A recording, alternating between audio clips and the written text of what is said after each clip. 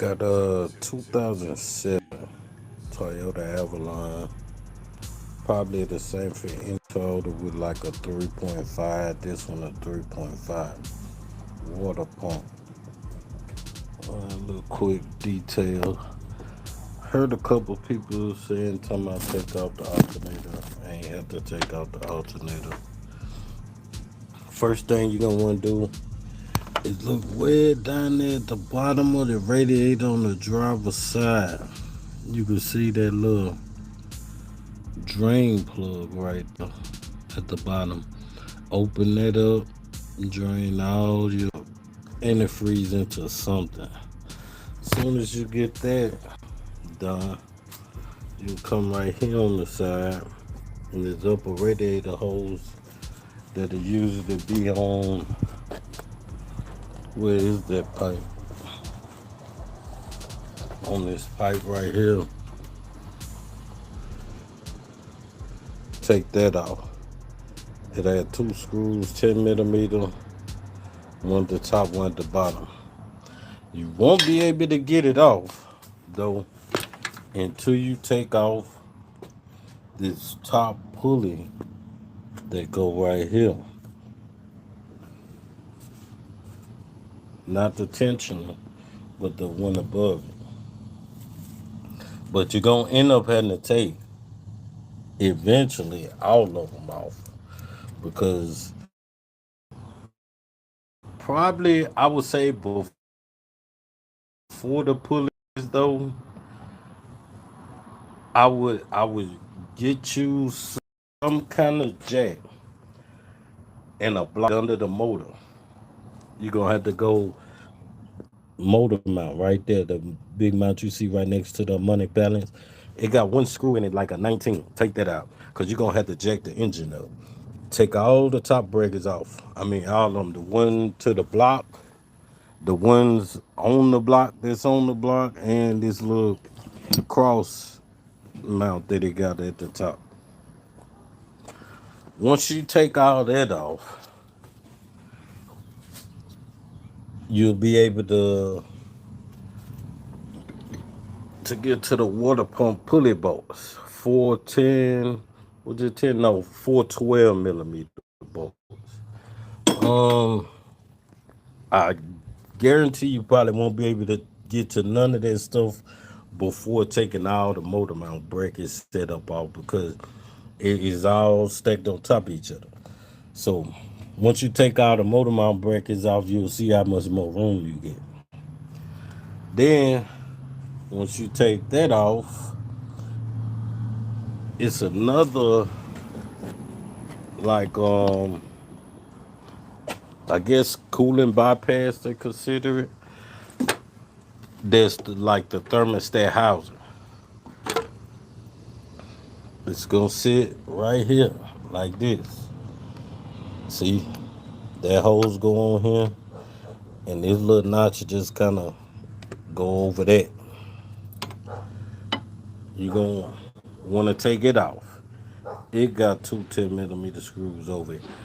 It stacks like on top of the water pump, like let's see, like on this part. So you see this, it go right there. Once you get that and all these brackets off, you'll have a pretty good amount of room to get to like the actual water pump bolts. But once again, all the pulleys need to come off. Every single one of them. All the like the idler pulley, the tensioner pulley, all of it need to come off. They all sit in front of the water pump. You won't be able to get it. And the water pump, the actual pulley itself, if you don't got that motor jacked up, you ain't getting that pulley off. And what else? The actual motor mount bracket that mount to the block, this one right here. A lot of people will talk about like these bottom screws because you can't jack the motor up but so far, and you can't really get the screws. Some of these screws you can leave them in there, and then just kind of angle it out with the screws in there. You'll be able to get it out instead of trying to just fight the screw out of there. And you can put it back in there the same way with the screws already sitting in there. But it got a lot of different size screws for this water pump. Best thing to do, I would say, see how I got them kind of laid out here. Like get you something like that. Draw you out a little diagram of it where the holes go. See what I'm saying? Keep them in order. They go in certain spots. Some long, some short, some 12, some 10 millimeter. Might as well just keep them in order. And you see how many holes it got in it. So you might as well keep them in order. Now, behind the power steering pump, on this little flap here, is one 12 millimeter bolt. And you're going to have to, if you ever did a power steering pump before, you know how it got holes in certain spots of the pulley. You're going to have to reach through that hole and get to that bolt. Whatever you do, don't listen to nothing I just said about that screw behind the power steering pulley. I had the water pump after I took it off sitting backwards. We're upside down. And that little part at the end ain't even like where that screw was. But it looked like there was a screw behind the power steering pump that went to the water pump, but it wasn't. It's only two screws on the end, and it's like a flat end on one there. I had it sitting upside down.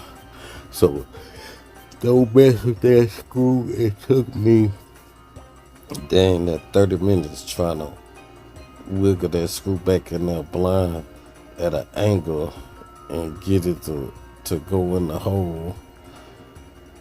Cause it's a power steering pump mount bolt, but it looked like it was holding the corner of the water pump on, so I took it out. But don't take it out. Don't take it out. A lot of room. You can't really use a lot of deep sockets, regular deep sockets. So you got to get kind of like, I don't know what they consider them, but they not like all the way deep sockets, like kind of like half deep sockets. So yeah, this one kind of just a little bit shorter, and you'll be able to have some room to ratchet it back and get it out. That's pretty much the gist of it. And of course, you know how you took it out, put it back in the same order. But long as you do everything I just said in about that order, you shouldn't have a problem getting it out. Yep, it's up in there good. You gotta take a lot of stuff off. Not as easy as a lot of other water pumps, but it's kind of like, you know, gist of what you're gonna end up looking at if you wanted to try to do it.